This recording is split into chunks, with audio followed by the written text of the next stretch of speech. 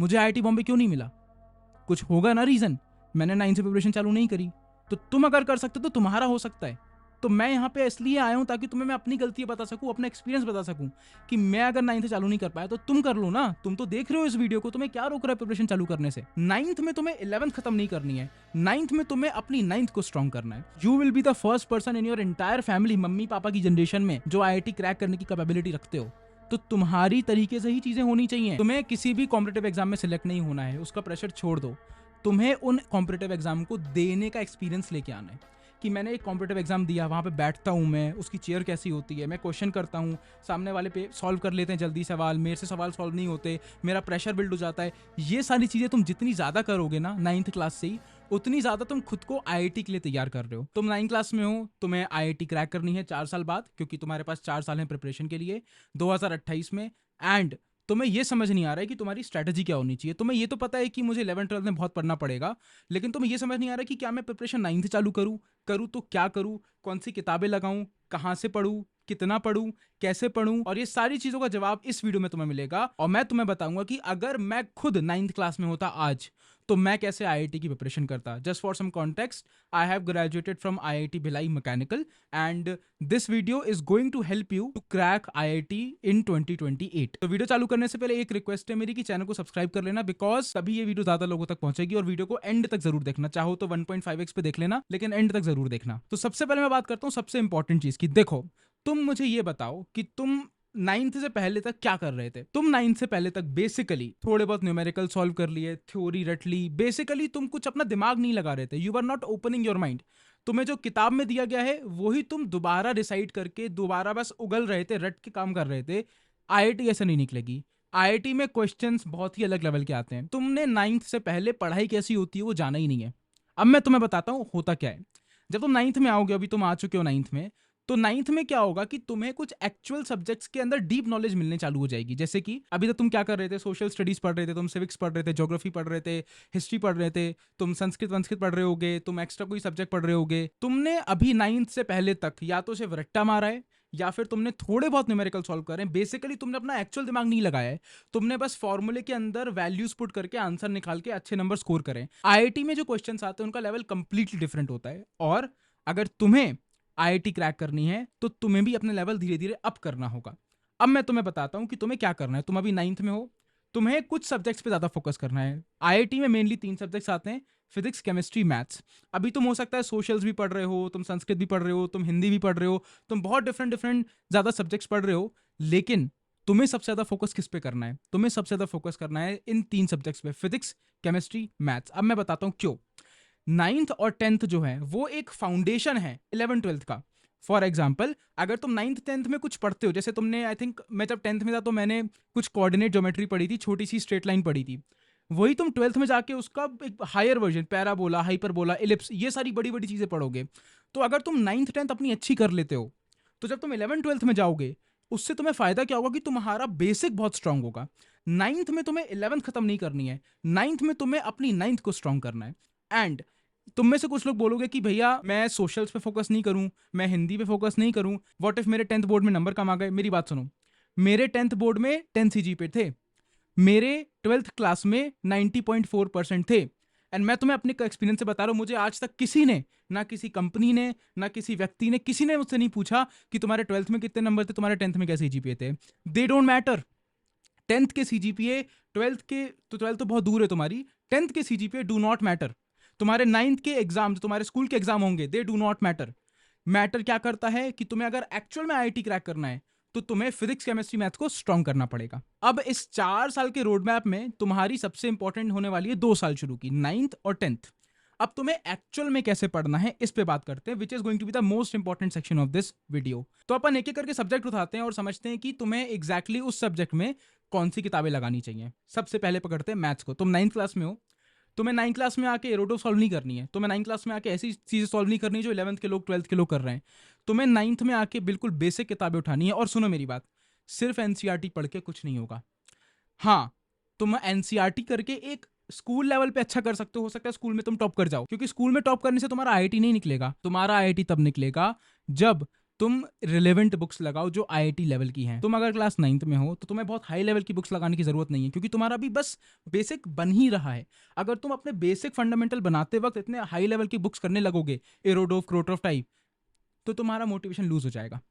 तुम्हें सबसे इंपॉर्टेंट चीज क्या करनी है, तुम्हें स्टार्ट करनी है ऐसी बुक से जो कि एनसीईआरटी से ऊपर लेवल की हो, लेकिन एट द सेम टाइम इतनी भी ऊपर लेवल की ना हो कि तुम्हारे सिर के ऊपर से निकल जाए। तो मैथ्स के लिए मैं तुम्हें रिकमेंड करूंगा एनसीईआरटी करने के बाद डू आरडी शर्मा या आरएस अग्रवाल। अब मैंने खुद आरडी शर्मा सॉल्व करी है, मैं तुम्हें डिस्क्लेमर देता हूं, मैंने खुद 10th क्लास में 10th ईजी पे लाए थे और मैंने एनसीईआरटी के अलावा सिर्फ आरडी शर्मा सॉल्व करी थी। अगर तुम कोचिंग जाते हो तो तुम कोचिंग का मॉड्यूल भी लगा सकते हो, लेकिन मोटा मोटा एनसीईआरटी के अलावा तुम्हें आरडी शर्मा करनी है या फिर तुम्हें कोचिंग का मॉड्यूल करनी है अपनी। अब बात करते हैं हम लोग फिजिक्स के बारे में। देखो फिजिक्स में ना तुमने अभी तक जो चीजें पढ़ी हैं उसमें कंसेप्ट तुम्हारे ज्यादा कुछ थे नहीं, कंसेप्ट तुम्हें अब पढ़ने होंगे। फिजिक्स में सबसे इंपॉर्टेंट चीज है कंसेप्ट को समझना और उसको न्यूमेरिकल्स में अप्लाई करना। अगर तुम्हें फिजिक्स समझनी है सही ढंग से तो सिर्फ एनसीईआरटी पढ़ के नहीं समझ पाओगे, क्योंकि एनसीईआरटी में उस लेवल का नहीं समझाया गया है। मैंने जो कौन सी बुक्स करी थी मैं तुम्हें बताता हूँ। फिजिक्स के लिए तुम या तो कोचिंग की मॉड्यूल पकड़ लो, मैंने कोचिंग की मॉड्यूल करी थी बाय द वे, नहीं तो जो तुम एचसी वर्मा करोगे, एचसी वर्मा एक बुक है 11th 12th में, एचसी वर्मा की 9th और 10th भी आती है, तो एचसी वर्मा की 9th और 10th करेंगे हम, और अगर कोचिंग जाते हैं तो कोचिंग की मॉड्यूल करेंगे अपन 9th क्लास की। इसमें मैं 2 बुक्स और ऐड कर रहा हूँ, एस चांद और डीसी पांडे। अब तुम में से बहुत लोग बोलोगे कि यार एस चांद डीसी पांडे का क्या लेवल है, मैं तुमसे अग्री कर रहा हूं, लेकिन तुम 9th क्लास में हो। अगर तुम 9th क्लास में हो तुम्हारे लिए एस चांद डीसी पांडे भी बहुत है। तो फिजिक्स में मैंने तुम्हें 4 ऑप्शन दिए हैं, S Chand, DC Pandey, HC Verma, coaching का मॉड्यूल। चारों में से कोई भी 2 बुक पकड़ लो एंड उस पे जम के डट जाओ। थर्ड बात करता हूं मैं केमिस्ट्री। अब देखो पूरे आईआईटी जेईई की जर्नी में सबसे ज्यादा जो तुम्हें सब्जेक्ट तंग कर सकता है वो है केमिस्ट्री। क्यों? क्योंकि केमिस्ट्री के अंदर खुद 3 सब्जेक्ट्स हैं। तुम्हें अभी 9th में हो, तुम्हें शायद ये नहीं पता हो, केमिस्ट्री जब तुम 11th 12th में पढ़ोगे तो वो 3 भागों में बंटती है, इनऑर्गेनिक, ऑर्गेनिक और फिजिकल। तुम्हें अभी क्या करना है, तुम्हें इन सब के बारे में नहीं सोचना है, लेकिन तुम्हें केमिस्ट्री पे अटमोस्ट फोकस करना है। मैं रिकमेंड करूंगा अगर तुम physics chemistry maths 9th class में हो तो सबसे पहले प्रायोरिटी दो केमिस्ट्री को, फिर प्रायोरिटी दो फिजिक्स को, फिर प्रायोरिटी दो मैथ्स को। ये मेरा पॉइंट ऑफ व्यू है, तुम्हारा हो सकता है स्ट्रेंथ दूसरा हो तो डिफर कर सकता है, लेकिन केमिस्ट्री के अंदर one of the best book जो मैंने खुद लगाई थी इन 9th क्लास वाज एस चांद, second book was my coaching module. Next चीज पे आते हैं, तुम्हें कोचिंग ज्वाइन करनी चाहिए नहीं करनी चाहिए। देखो आजकल के पेरेंट्स भी थोड़े स्मार्ट हो गए, तो वो तो बच्चों को 7 7 6 6 क्लास से कोचिंग डाल देते हैं। मेरा ये मानना है, और मैं तुम्हें बताता हूँ, मैंने एक पहले वीडियो बनाई थी उसमें मैंने बोला कि यार आराम कर लो, इट्स नॉट दैट रश, ठीक है, एंड इट इज राइट। तुम अगर 11th क्लास में भी हो ना तो भी तुम 2 साल में आईआईटी पढ़ के निकाल सकते हो। मैंने भी वही करा है, मैंने 10th तक कुछ नहीं पढ़ा था आईआईटी के बारे में, 11th से एक्चुअल पढ़ाई चालू हुई है मेरी। लेकिन हैविंग सेड दैट, अगर तुम अफोर्ड कर सकते हो पढ़ना, अगर तुम अपनी थोड़ी मस्ती साइड रख के ज्यादा फोकस कर सकते हो तो तुम्हारे प्रोबेबिलिटी बढ़ेगी आईआईटी जाने की। It's very simple. एंड तुम्हें आईआईटी जाने के लिए जल्दी प्रिपरेशन करना जरूरी है। अगर तुम्हें ऐसा लगता है कि तुम सिर्फ 11th 12th में पढ़ के आईआईटी निकाल लोगे, यू आर राइट, निकाल सकते हो, लेकिन अगर अच्छी रैंक लानी है उससे ज्यादा तो तुम्हें किसकी जरूरत है, 9th और 10th में भी फोकस करने की। तो सबसे इंपॉर्टेंट चीज याद रखना, मेरा पॉइंट ऑफ व्यू है कि मैं कोई चीज कर सकता हूं इसका मतलब ये नहीं है कि मैं उसको लेट करूंगा। मैं कोई चीज कर सकता हूं, मैं उसे अभी करूंगा और मैं उसको बार बार रिवाइज करूंगा।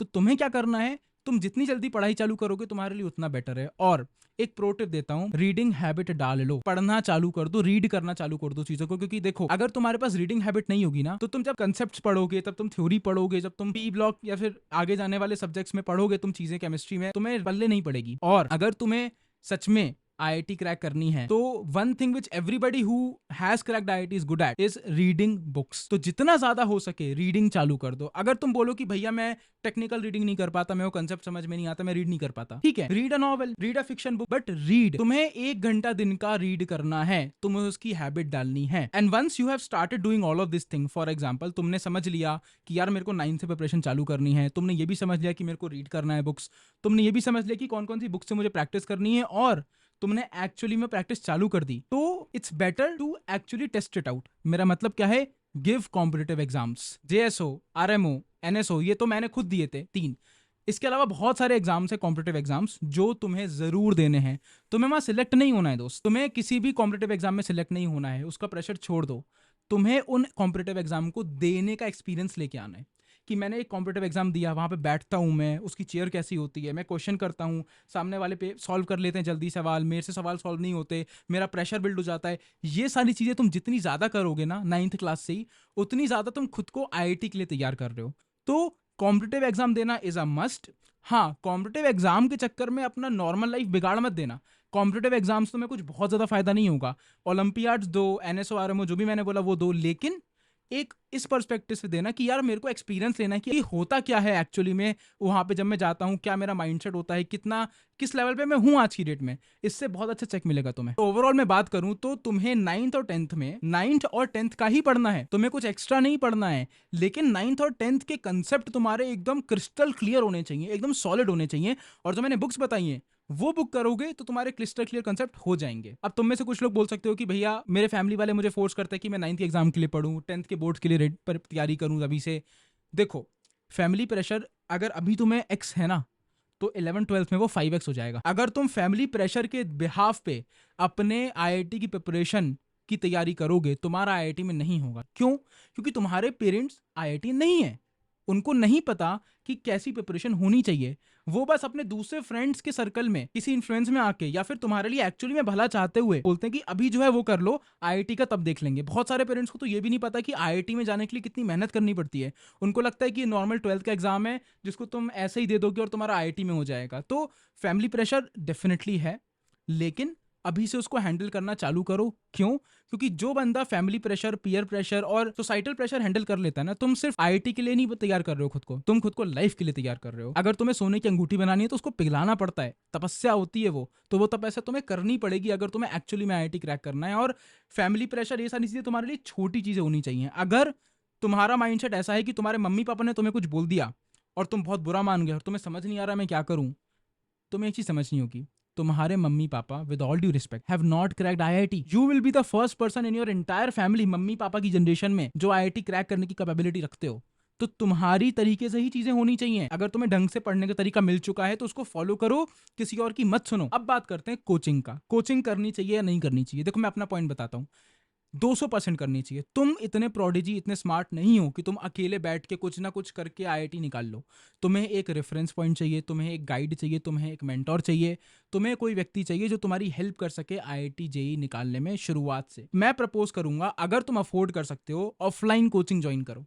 ऑफलाइन कोचिंग ज्वाइन करो। अगर अफोर्ड नहीं कर सकते, ऑनलाइन कोचिंग ज्वाइन करो। लेकिन 9th क्लास से सीरियस कोचिंग चालू करनी है। अपने जो आसपास के भैया दीदी वाली है वहां कोचिंग्स मत ज्वाइन करना। जो कोचिंग्स एक्चुअल में सीरियसली पढ़ाती हैं IIT JEE के बारे में, उनको ज्वाइन करो फ्रॉम क्लास 9th। और वहां पे एक फायदा होगा तुम्हें कि सारे कॉम्पिटिटिव एग्जाम्स की तुम्हें प्रिपरेशन और सारे कॉम्पिटिटिव एग्जाम्स की डेट्स, फॉर्म्स सब तुम्हें वही मिल जाएंगे। तो if you can afford to join an offline coaching, which brings me to my last point, which is distractions. देखो तुम्हें मैं एक चीज बताता हूँ, ये तुम्हारी जो IIT की प्रिपरेशन है ना यार, एक तपस्या है। ये तपस्या ऐसी है कि तुम्हें इसमें दोस्तों के साथ मूवी छोड़नी पड़ेंगी, तुम्हें खाना पीना छोड़ना पड़ेगा, बहुत अच्छा बाहर फैंसी डिनर्स, तुम्हें घूमना छोड़ना पड़ेगा, तुम्हें उस लड़की जो तुम्हें बहुत पसंद है उससे बात करना छोड़ना पड़ेगा। कुछ केस में it is an exception, but most of the cases में you can not have a relationship. Why? Because it will take your time. अगर तुम IIT करने जा रहे हो तो तुम्हें समझना पड़ेगा कि भाई मैं तपस्या करने जा रहा हूं। अगर तुमने खुद को ये होप दे दी कि it is okay, I can have a girlfriend और a boyfriend, I can enjoy movies, because अभी 4 साल है ना मेरे पास, तो नहीं होगा तुम्हारा IIT। क्योंकि ये चीज तुम सेम फॉरवर्ड करोगे 11th-12th में, और होगा क्या? अगर तुमने अभी मजे कर लिए और 11th-12th में तुम्हें सेम कंसेप्ट नहीं बने, तुम कोसोगे खुद को, और तुम कोसने में ज्यादा टाइम दोगे और प्रिपरेशन में कम टाइम दोगे। और देखो मैं खुद हूं जो बोलता हूं, मैंने खुद 11th-12th में प्रिपरेशन करी है सिर्फ 2 साल में। मैंने 9th से प्रिपरेशन नहीं करी, मुझे तो 10th में पता चला था कि IIT का फुल फॉर्म क्या होता है। लेकिन मैं तुम्हें खुद बोल रहा हूं कि मेरी जैसी गलती मत करो ना यार। मैं IIT भिलाई का स्टूडेंट हूं, with all due respect, IIT Bhilai is a great college, but it is not IIT Bombay. मुझे IIT बॉम्बे क्यों नहीं मिला? कुछ होगा ना रीजन। मैंने 9th से प्रिपरेशन चालू नहीं करी। तो तुम अगर कर सकते हो तो तुम्हारा हो सकता है। तो मैं यहाँ पे इसलिए आया हूँ ताकि तुम्हें मैं अपनी गलतियां बता सकूं, अपना एक्सपीरियंस बता सकूं कि मैं अगर 9th से चालू नहीं कर पाया तो तुम कर लो ना। तुम तो देख रहे हो इस वीडियो को, तुम्हें क्या रोक रहा है प्रिपरेशन चालू करने से? तो अगर मैं इस रोड मैप को समराइज करूं तो माइंडसेट लेवल पे तुम्हें समझना है कि ये तपस्या है। तुम्हें रट्टा मार के IIT नहीं निकलेगी। तुम्हें अपने पढ़ाई के तरीके को चेंज करना पड़ेगा, रट्टा मारने से कंसेप्ट समझ के खुद से सवाल बनाने में। इसके बाद तुम्हें कौन कौन सी बुक्स लगानी चाहिए, तुम्हें कोचिंग जानी चाहिए कि नहीं जाना चाहिए, जाना है तो कौन सी, ऑफलाइन या ऑनलाइन, इस पे बात करी हमने।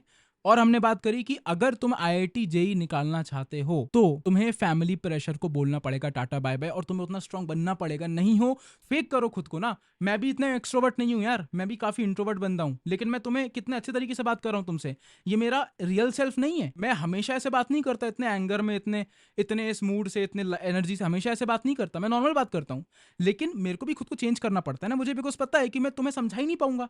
मैं अगर ऐसे बात करूं कि देखो IIT की ना बुक्स करनी है, तुम्हें समझ में आएगा, तुम वीडियो देख के छोड़ के चले जाओगे। तो तुम्हें क्या करना है, सिंपल सी बात है, IIT जेई निकालनी है तो खुद का एक फेक सेल्फ बनाओ, जिसे मम्मी पापा के थॉट से फर्क नहीं पड़ता, जिसको जो स्ट्रैटेजी सही लग रही है वो उसको फॉलो कर रहा है और डिसिप्लिन्ड है। एंड लास्टली कॉम्पिटिटिव एग्जाम देने हैं, बिकॉज हमें अपना लेवल चेक करना है। So I hope this short video was helpful for you. अगर पसंद आए तो चैनल को सब्सक्राइब कर लेना और वीडियो को लाइक कर देना। एंड अपना कोई भी डाउट है मुझे कमेंट सेक्शन में लो, बिकॉज मैंने ये वीडियो भी कमेंट सेक्शन से उठाई है। ठीक है, चलो काम करो।